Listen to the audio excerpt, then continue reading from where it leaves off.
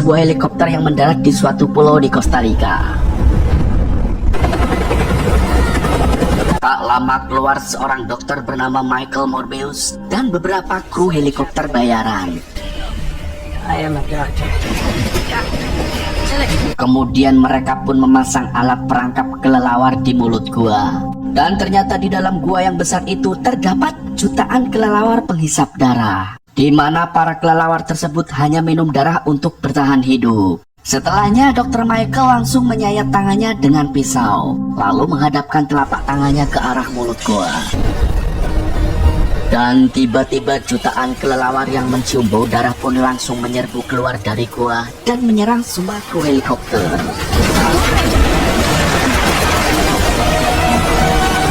Scene kemudian kembali ke 25 tahun sebelumnya. Di negara Yunani di sebuah rumah sakit, kita diperlihatkan Michael Morbius yang masih berusia 10 tahun.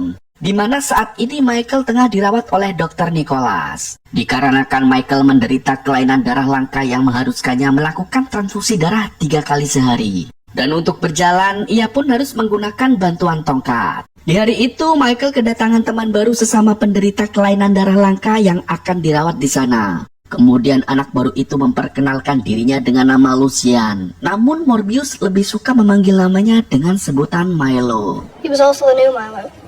Pada suatu hari, alat pemompa darah milik Milo tidak berfungsi dan membuat dia kelenger. Lalu Michael yang melihat pun dengan pintarnya ia membuka alat pompa darah itu dan menggunakan pegas besi yang ada di dalam pulpen untuk membuat pengganti baterainya. Akhirnya mesin pompa darah milik Milo pun aktif kembali. Kemudian Milo pun terbangun dan akhirnya tersadar.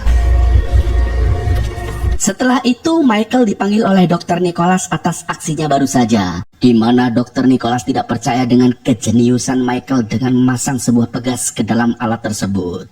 There's a school for gifted children in New York. Peristiwa itu pun membuat Nicholas tahu bahwa Michael memiliki bakat dan kecerdasan. Lalu Nicholas mendorong Michael untuk mendapatkan beasiswa agar disekolahkan menjadi seorang dokter dan ilmuwan di kota New York. You're the gift, Michael. Akhirnya Michael bersedia dan meninggalkan surat perpisahan untuk Milo. Ketika Milo tengah membaca surat dari Michael, tiba-tiba suratnya mabur keluar dari jendela. Dan ternyata suratnya jatuh di halaman depan sekolah yang banyak anak nakalnya. Pada saat Milo akan mengambil dan merebut surat itu, Milo justru dibully dan dikeroyok. Beruntung Nicholas datang dan melerainya. Singkat cerita, Michael kini tumbuh dewasa dan telah menjadi dokter sekaligus ilmuwan terkenal. Michael yang sekarang berusia 35 tahun menolak hadiah Nobel dari Raja dan Ratu Swedia karena telah mengembangkan replika darah buatan atau sintetis yang telah menyelamatkan jutaan nyawa, khususnya bagi penderita penyakit kelainan darah. Kemudian di laboratorium pribadinya, Michael bersama pacarnya yaitu Dr. Martin bekerja sama merawat setiap pasien anak-anak yang mengidap kelainan darah seperti yang dialaminya.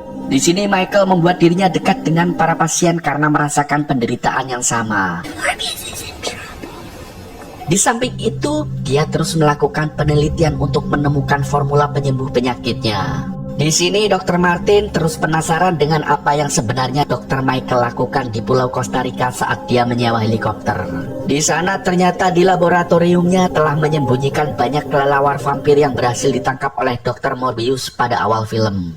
Dan kini beberapa kelelawar ditempatkan dalam sebuah tangki kaca di dalam lift laboratorium. Some friends I brought back from Costa Rica. Fish tank. Michael pun berkata kepada Martin, sebenarnya semua ini untuk mencari formula serum atau obat penawar penyakit orang kelainan darah termasuk dirinya.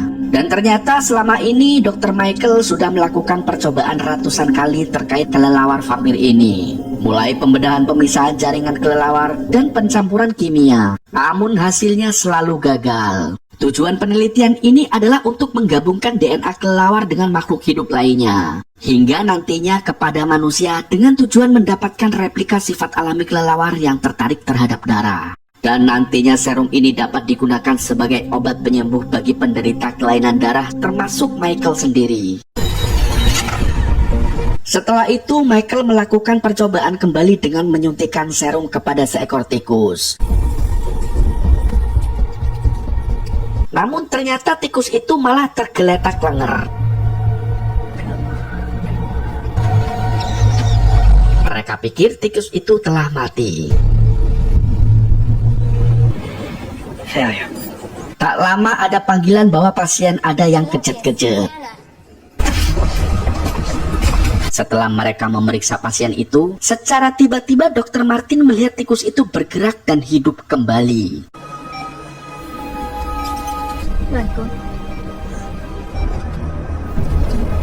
Michael pun langsung menghubungi sahabatnya yaitu Milo. Ternyata Milo saat ini menjadi orang kaya dan di sana ada Dr. Nicholas yang masih setia merawat Milo.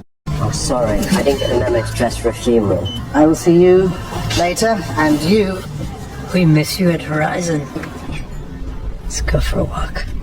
Michael kemudian mengajak Milo untuk jalan-jalan karena ada hal yang ingin dia bicarakan. Kemudian mereka pergi ke sebuah taman dan di sana Michael mengatakan kepada Milo bahwa dia sudah menemukan obat penawar penyakit mereka. Dan kini Michael membutuhkan dana untuk mulai percobaannya. Akhirnya Milo pun siap membantu, bahkan ia menyewakan kapal dan kru kapal selama berada di laut. This could be our last chance. To the day you die, brother.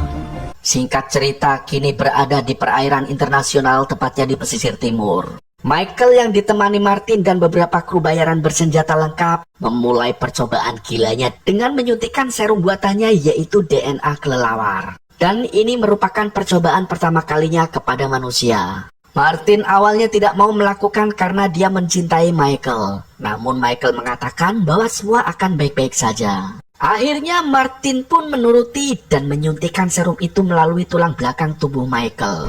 I know this is painful, but you got it.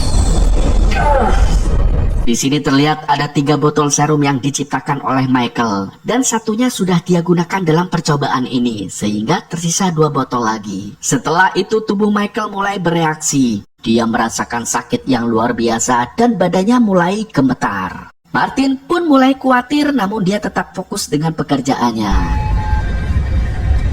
Tak lama kemudian salah satu kru kapal datang ke ruangan laboratorium, di mana di sana ada Dr. Martin yang masih memantau perkembangan Michael.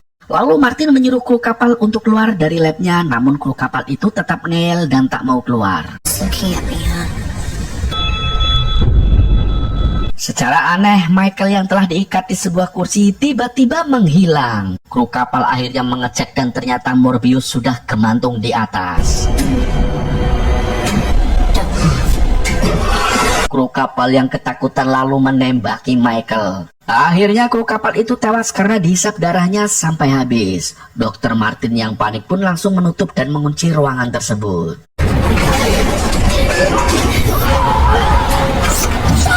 Kemudian kru kapal lainnya menyusul dan melihat temannya telah tewas. Dr. Martin yang berusaha menghalangi mereka, namun malah didorong dan kepalanya terbentur ke lantai sehingga dia kelenger. Melihat Dr. Martin kelenger, membuat Michael semakin ganas. Kemudian secara brutal Michael menyerang dan mencakar serta menghisap darah kru kapal itu satu persatu hingga semuanya metong.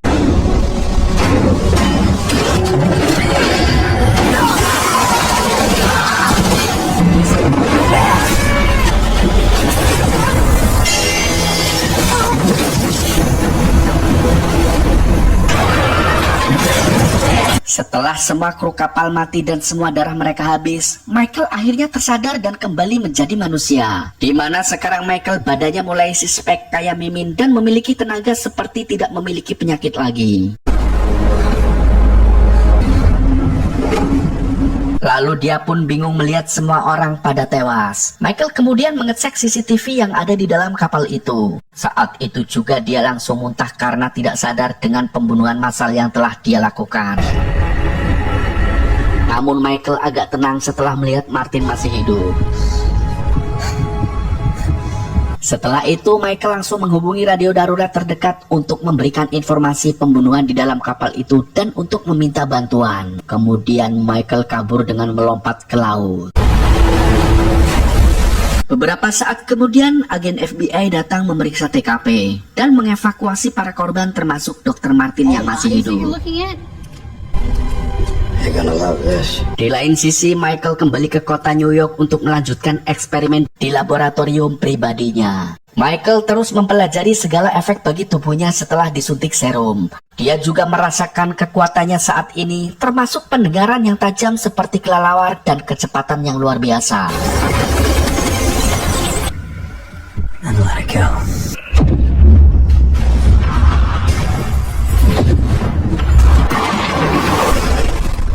Namun Michael kini harus mengkonsumsi darah buatannya, dan dia menahan diri untuk tidak meminum darah manusia seperti yang dia lakukan di kapal. Michael juga mencatat setiap durasi dan ternyata darah buatan hanya efektif dalam 6 jam. Michael juga mencatat setiap durasinya, dan ternyata darah buatannya hanya efektif dalam waktu 6 jam.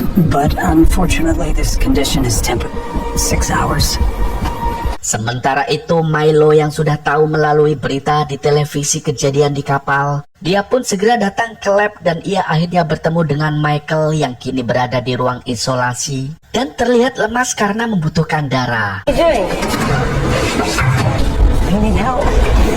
Michael meminta bantuan kepada Milo untuk mengambilkan darah buatannya di ruangan pendingin. Kemudian Milo segera ke ruangan pendingin untuk mengambilkan sekantong darah. Milo sangat terkejut dengan perubahan Michael yang kini bisa berjalan tanpa bantuan tongkat dan terlihat bugar. Lalu Milo pun sangat ingin serum itu, namun Michael tidak memberikan kepadanya karena ini merupakan kesalahan dan kutukan. Tapi Milo masih sangat ngotot menginginkan serum itu. Hal itu pun membuat Michael langsung marah dan menyuruhnya untuk pergi. Milo yang mulai ketakutan akhirnya dia pun pergi dengan perasaan kecewa.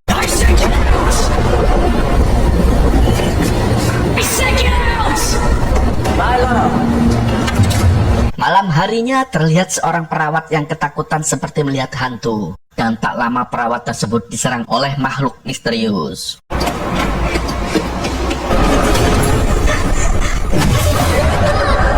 Kemudian pagi harinya heboh berita penemuan mayat perawat itu. Michael pun merasa sangat bersalah karena dia pikir bahwa dialah yang telah membunuhnya. Kemudian dia pun langsung cepat-cepat pergi dari lab dan mengemasi darah buatannya. Ketika baru keluar dari pintu utama, dia dihentikan oleh 2 agen FBI. Mereka curiga melihat ada yang aneh dengan Michael yang terlihat sehat berjalan tanpa bantuan tongkat. You pretty much tried everything. 2 agen FBI itu curiga kepada Michael mengira dia yang telah membunuh perawat itu. Lalu 2 agen itu berusaha menangkapnya, namun Michael berhasil kabur.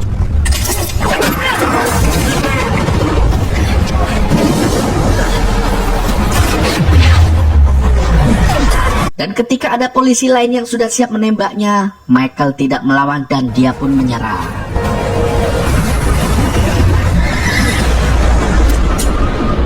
Setelah itu di kantor polisi, Michael mulai diinterogasi. Bahkan salah satu anggota polisi ada yang membawa air suci, katanya sebagai penangkal vampir, karena mereka takut Michael berubah menjadi vampir. Something and happy to have him off the water. With those bodies. Michael di sini tidak mengaku dan menjawab semua pertanyaan dari 2 agen FBI itu. I wish I knew. Really informative. We're done here. Let's go. Kemudian saat di dalam sel, Milo datang dengan berpura-pura menjadi pengacara yang hendak membebaskan Michael. Lalu sebelum pergi, dia meninggalkan 1 kantong darah kepada Michael agar menjadi vampir lagi dan sehat kembali. Get you out of here. If I'm in here, then nobody else does.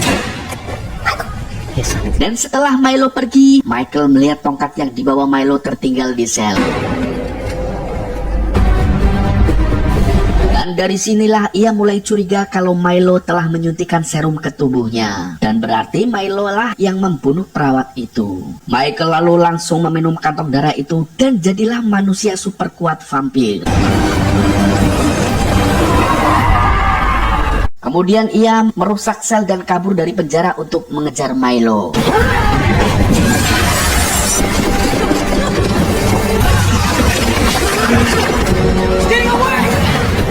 Michael pun akhirnya menemukan Milo dan terjadilah pertengkaran. Milo mengakui bahwa dialah yang telah membunuh perawat itu. Mendengar itu, Michael pun jengkel dan terjadilah geluk cakar-cakaran.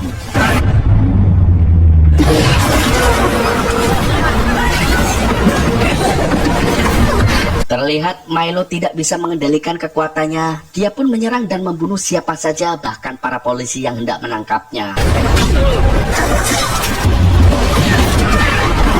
Pertarungan pun berlanjut sampai di stasiun bawah tanah. Dan dari sinilah Michael mulai belajar mengendalikan kekuatan terbangnya.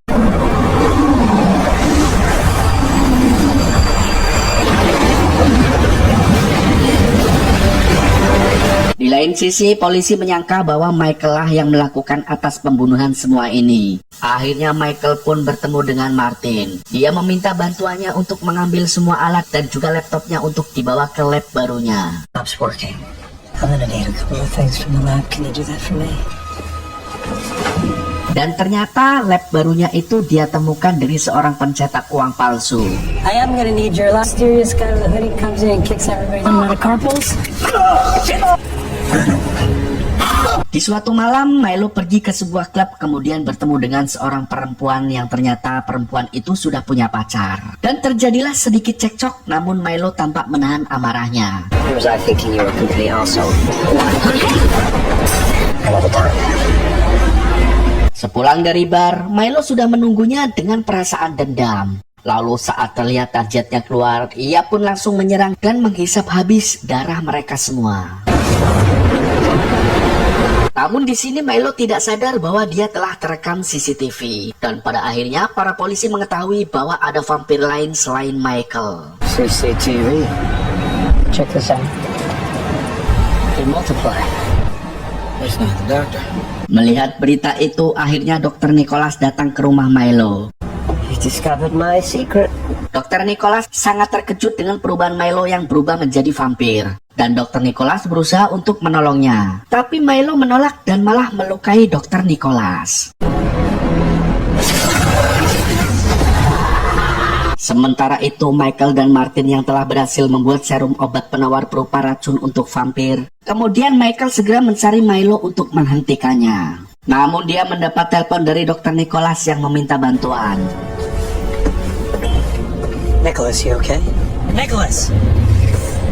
Michael pun langsung datang ke rumah Milo dan melihat Dr. Nicholas dalam keadaan sekarat. Lalu sebelum meninggal, Nicholas berpesan untuk segera mencari Milo agar tidak ada lagi korban. Dan akhirnya Dr. Nicholas pun tewas. Tak lama dengan radar pendengarannya, Michael mendengar Martin meminta tolong. Dan ternyata di situ ada suara Milo yang sedang mengancam ingin membunuh Martin. Kemudian Michael melacak menggunakan kekuatan radarnya untuk mengetahui titik lokasi mereka berdua. Setelah melihatnya, dia pun langsung terbang dengan sangat cepat.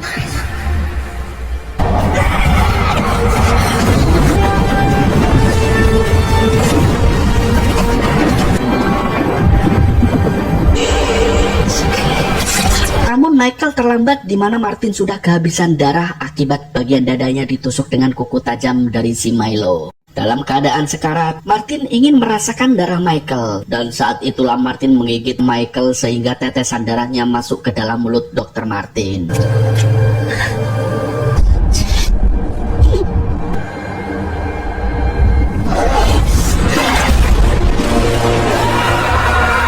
Setelah itu terjadilah pertarungan dua manusia kelelawar. Mabur, melempat, nyakar, juga kantem-kanteman.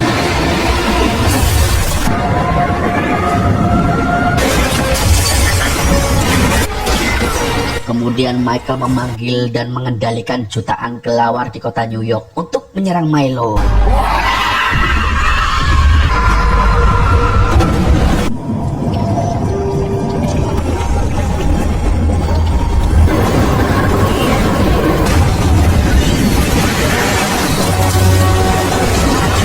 Melihat ada kesempatan, Michael langsung menyuntikkan penawar berupa racun ke tubuh Milo.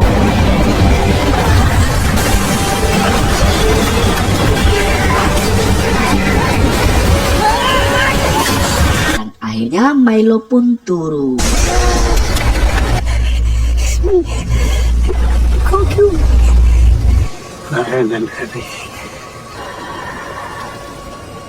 Tak lama kemudian, para polisi datang dan mengepung tempat itu. Dan tepat saat itu juga, Michael terbang bersama jutaan kelelawar.